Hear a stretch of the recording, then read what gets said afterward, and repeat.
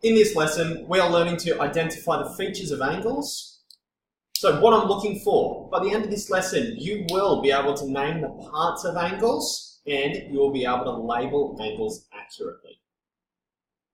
Right guys, the first part we're looking at is naming the parts of angles. So here's a typical angle. Now, as you can see, there are two lines making them up. Now those lines or arms we refer to as a ray. So each of those are called rays. So the arms of those, or the rays, they come together and meet at this point here. Now the point that they meet at is actually called the vertex.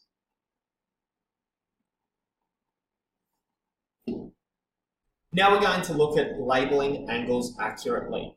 So at the end of this ray, we're going to put the letter A. At the vertex, I'm going to put the letter B. And at the end of this ray, I'm going to put the letter C. Now when we're talking about specific rays on this diagram, we look at the letters that are at each end of that ray. So if I'm looking at this one, I start at the vertex and I call this ray BA. So this one is BA.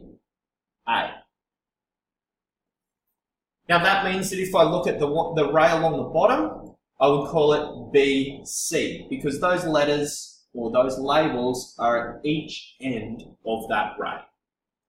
All together, we would call this angle ABC. So we would call it ABC. So we start at the ray, go to the vertex, and then end up at the other end of the ray. Alright, here's another example. So if I had this angle would be called angle NOP.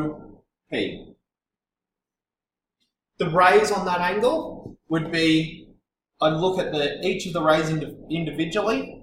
I start at the vertex, which is O, so that one would be ON. I do the same for this ray, so it would be OP. Righto guys, so today we learnt about identifying the features of angles.